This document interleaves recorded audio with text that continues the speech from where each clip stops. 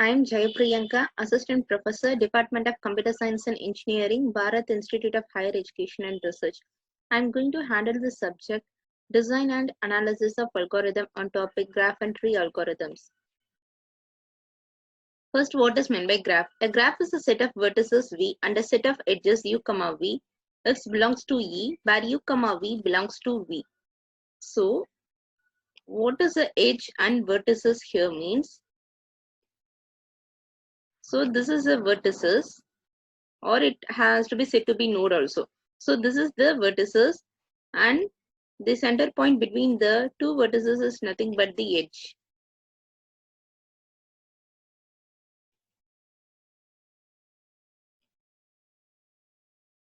So a graph is set of vertices and a set of edges. So it is called to be a vertices, and this is a intersecting point between the two vertices is a edge.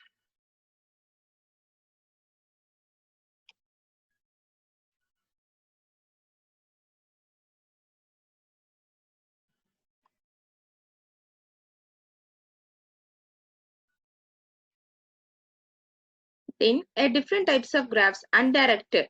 So undirected is nothing but edges do not have a direction.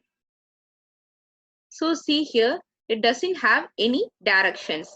A to B, B to D, C. It will go either this side or that side. So here you don't have any directions.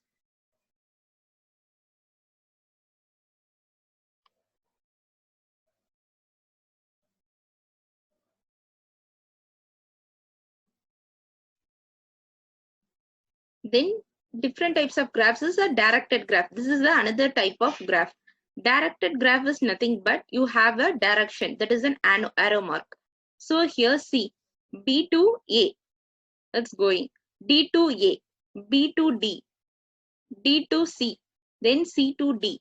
So it's a self loop. It goes from A to A.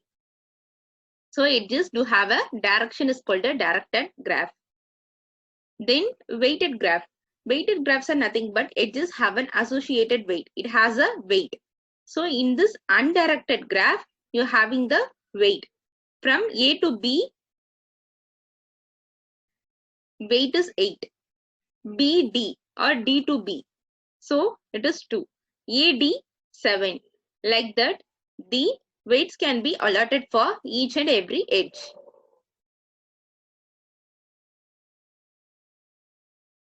Then path. A path is a list of vertices P1 to Pk. So path is nothing but here this is a path A to B. It's connected. So this is called a path. B to D, path. So then they represent the path.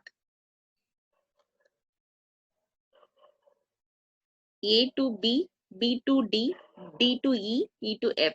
So A, B, B, D, E, F. This is also a path. Then about the cycle.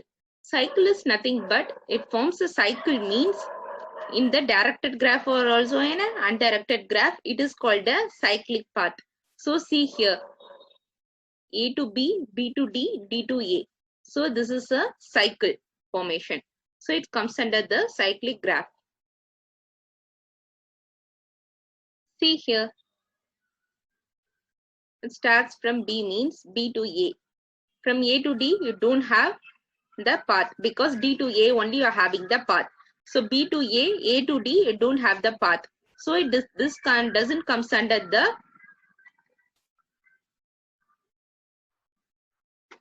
cyclic path graph. So then about the not a cycle. For a cyclic path, what you have to do means you have to create a cycle. So see here in this graph, A to B, B to D and D to A. You are having the cycle. So this is a cyclic graph. A to B, B to D, D to A. It's again going to A. So this is the cyclic path. Then about the connected, every pair of vertices is connected by a path. We already saw about the path.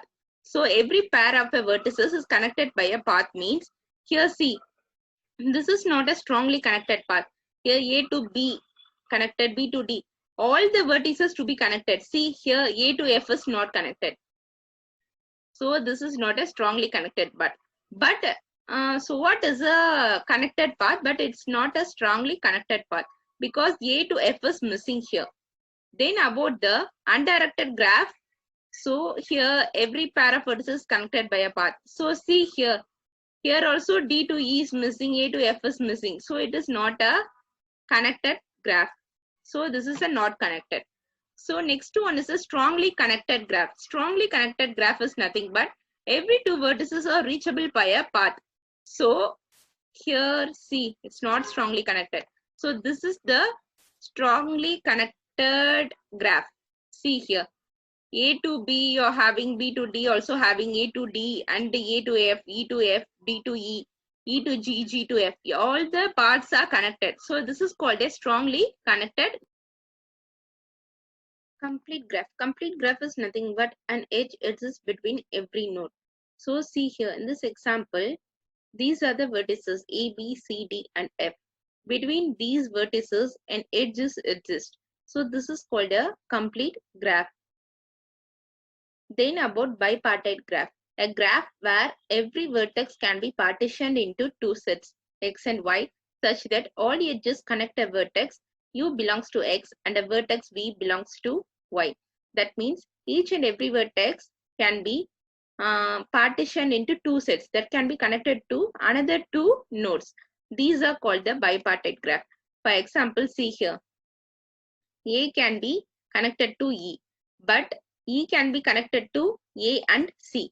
So it can be split into two. B can be connected to G as well as F. So it can be connected to two nodes. So this is called a bipartite graph. A graph where every vertex can be partitioned into two sets. It can be connected to two vertex. That is called a bipartite graph. So these are the real-time examples that graphs are used. Transportation network, flights and roads, communication networks, web, social networks, circuit design, Bayesian network. Then about the representation of graphs. Adjacency list. This is the term that can be used in the graph. What is meant by adjacency in graph? So see here. In the adjacency list, each vertex U belongs to V contains an adjacency list of the set of vertices V such that there exists an edge U, V belongs to E. So for A, the adjacency vertices is the B and D. For D, it goes to C and E. From E, it moves to only D. So for E, the adjacency vertex is D. Like that, you have to identify the adjacency vertices. So see here, A, it goes to B and D. Then from B, it moves to A as well as D. Then C, it goes to D. Then from D, A, B, C, E. Then from E, it moves to D. So these are called the adjacency list from each node where it going to. So that is called your adjacency list. Then this is the directed graph. In directed graph, how to identify the adjacency list. So see here. In the undirected graph, either we can take this side or that side. But in the directed graph, you have to move to the directed point. So from A, it moves to only B. Next from B, no outgoing edges. So no. Then from C, it moves to D. Then from D, it goes to A and B. From E, it moves to D. So these are the adjacency list for the directed graph. Then about the adjacency matrix. These are the terminologies that can be used in the graphs. So what is about the adjacency matrix is nothing but you have to write in the matrix formation. So see here, this is a undirected graph. Here A to B and A to D. Based on the adjacency only, we are going to define the adjacency matrix. So from A to B and A to D, it's going. So what we have to do means, here see, A to, first write the vertices A, B, C, D, E and A, B, C, D. These are the nodes. So identify the adjacency. So from A, it moving to B and D. So A to B is 1, then A to D is 1. Then from A, it moves to, then from B, it moves to A and D. So B to A is 1, B to D is 1. Then take D. From D, it's going to A, B, C, D. So apart from D, it moves to all other nodes. So from D to A, D to B, D to C, D to E. Like that, you have to represent in the matrix form. That is called your adjacency matrix. So from A, from B, it moving to A and D. Then from D, A, B, C, E, like that. So then about the adjacency list and adjacency matrices, we saw 2 examples. So these are the definitions about the adjacency list and adjacency matrices. So see the difference here. Sparse graph, this is a dense graph. So this is space efficient. This is the constant time lookup to discover the edge exist. To discover the edge exist, we need a constant time lookup. So next one is the must traverse the adjacency list to discover is an edge exist. Then it is simple to implement the adjacency matrix. For non-weighted graphs, only require Boolean matrix. So this is the comparison between the adjacency list and the adjacency matrix. Then about the sparse adjacency matrices. So in the adjacency matrix, how to identify the hash table using the hash table. See, same like a adjacency matrix only. So from A, it's moving to B and D. So hash table in the square bracket B comma D. From B, where it's going. So you have to identify the adjacency list and you have to put it in a square bracket before the hash table. So see here, from A, it moving to B of weight 8. So this is a weighted graph. So you have to mention the weight. So from A, it moving to B and D. B with weight 8, then the D with weight 3. So from A, it moving to B. Then from B, it moving to D with weight 3. Like that, you have to mention in a hash table formation. If it is considered the weight, you have to include the weight in the hash table. Then about this is also the adjacency matrix for the weighted graph. If it is a weighted graph, you have to mention the weight. That's all. If it is not a weighted graph, you have to mention 1. If it is a weighted graph, you have to mention the weight instead of 1. Then about the breadth first search and the depth first search. BFS and DFS. BFS and DFS can be worked on the basis of stack and queue. So breadth first search can be work on the queue model. So queue means first in first out. So this is the example. So see this tree structure. Tree and graph are similar to each other. So this is a structure. For this you have to find out the BFS, breadth first search.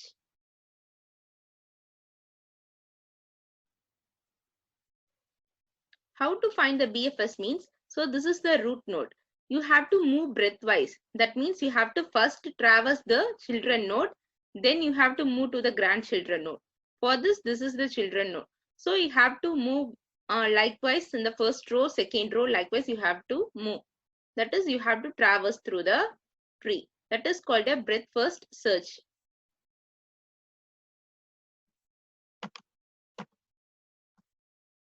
So take this as an example. Set all nodes as unseen. First you have to set all nodes as unseen.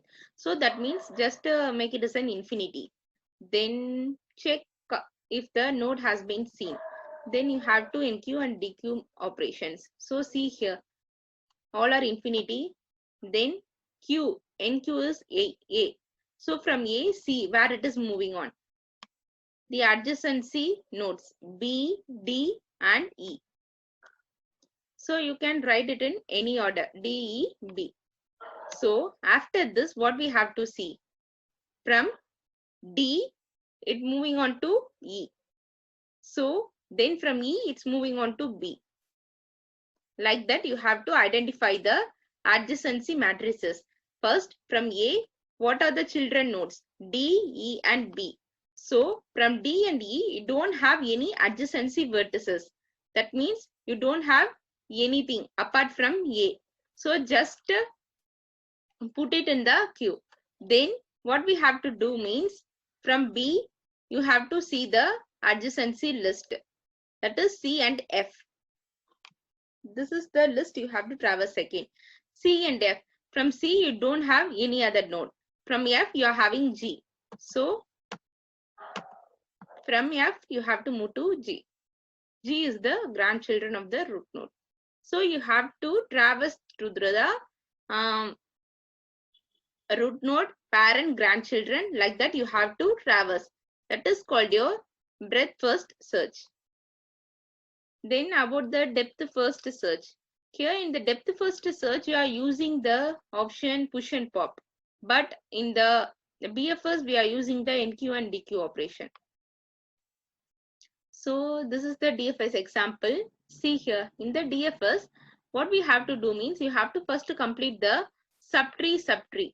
So you have to first complete the one subtree, then you have to move to the another subtree. So you have to traverse through the subtree operation. So see here, A. So you're having subtree B. Okay, wow. So in this subtree, A can be goes to B, then B moves to C and F. This is the one subtree. Then move on to the right side, D. Then it having the another subtree, E. So from E, it moves to G. So what we have to do means here, how to traverse means you have to traverse through a subtree and traversal. That is, so B is 1, D, E. So after B, you have to move downward. That is a depth, the first search. You have to move up to the depth. Then you have to move to the another subtree. If it is having the another node, so you have to move up to the depth of the node. It is has no other nodes means then you have to move to the another subtree. So A, B, C, F, then A to D. Below D, you don't have any other nodes. Then move to E, E, G. Then about the spanning tree. So spanning tree operation. So spanning tree is nothing but in a tree, there is always exactly one path from each vertex in the graph to any other vertex in the graph. So that is nothing but a spanning tree is a tree formation. That's all. So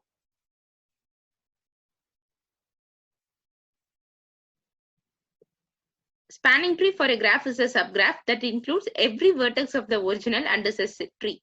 So this is a graph. So graph and tree is somewhat like a same structure only, as I already told. So in the minimum spanning tree, the subgraph can be belongs to the graph. So see here. So this is a graph. In this graph, this is a weighted graph. So A to B, you have the cost 2. So it is it has 20 spanning tree somewhere. So what is a spanning tree means? You have to include all the vertices that can be in a different manner. So see here, you can move to A, D, C, B. 8, 4, 1. Then you can traverse like this order, A, D, B, C. You have to visit all the vertices but in a limited path. That is called your minimum spanning tree. So see here, A, D, B, C. So A, D, B, C. So the edge can be connected to all the nodes or vertices with a cost. So likewise, the more number of spanning tree can be created from this graph. So what is the minimum spanning tree means? You have to calculate the total. So see here, 8 plus 4, 12. Plus 3, 13, 14, 15. So total is 15. Likewise, you have to calculate the value.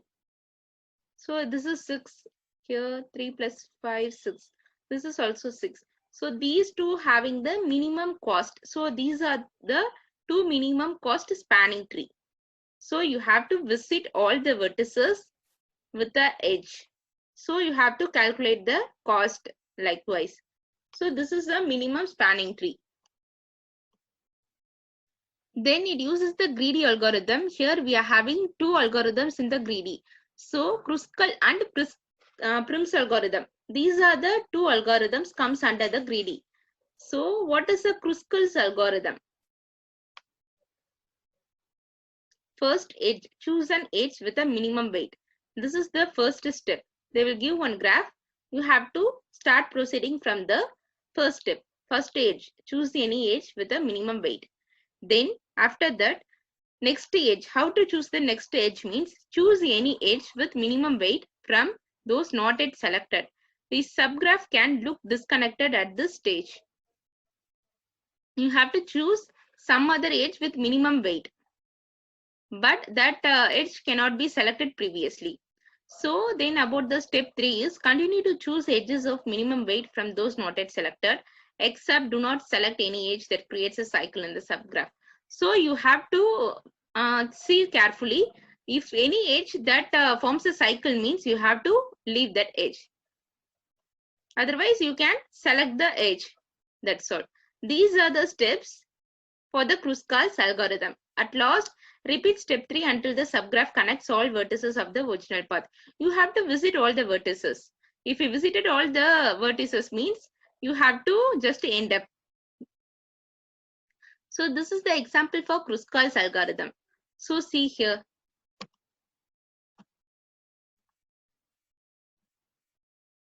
You have to choose the minimum weight.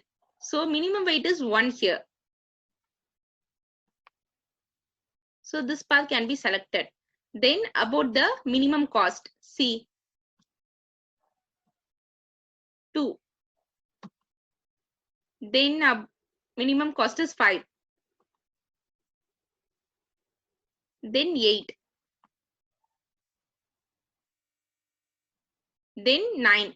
So if 9 is selected means it forms a cycle. Already these two vertices are selected, visited or selected. If you visit the 9 means then it forms a cycle like this. So no need to select 9. You have to move to the next cost.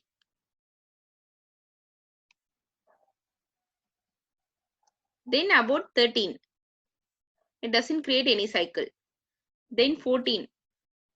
It is also doesn't create any cycle. So you visited all the vertices. No need to proceed further. If you visit 21, 25, 19, 17, any other age, it will create a cycle only. So if you visited all the vertices, you have to just stop proceeding. That's all. You have to visit the vertices using the cost with minimum value. You have to proceed with the highest value from the minimum value. If any cycle creates means you have to just eliminate that vertices or node. And this is the Kruskal's algorithm. Then about the Prim's algorithm, same thing. Here also you're going to find out the minimum cost.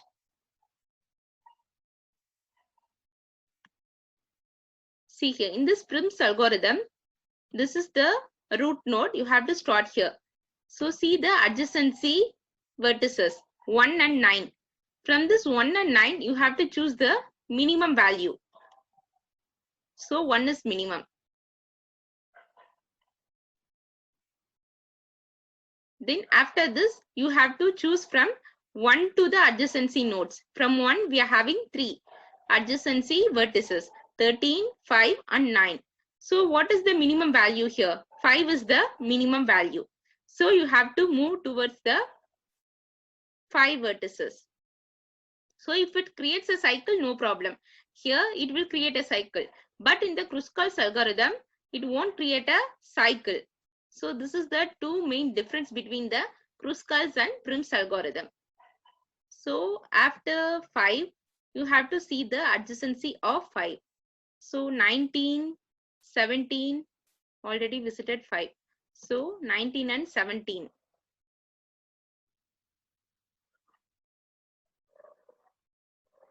And 13. So here 13 you have to visit. Then after 13, what is the minimum value from 13? 14, 21, 25 and 19. So from these things, what is the minimum cost you have to find out? So 14 is the minimum value. So you have to move to the 14. Let's check all the vertices are visited. No, 8 and 2 are having the unvisited nodes. So you have to choose the minimum value. Minimum is 2. If it visits the 2 vertices means then all the vertices can be visited. So just to move to the 2. That's all. So you have to check the adjacency vertices from the already visited vertex. From those vertices, which is the minimum value, we have to choose to visit the vertex. That's all. If all the vertices can be visited, you have to stop the process. That is called a Prim's algorithm. These two algorithms comes under the Greedy's algorithm called as spanning tree algorithm. So Prim's and Kruskal's are the main two algorithms comes under the minimum spanning tree.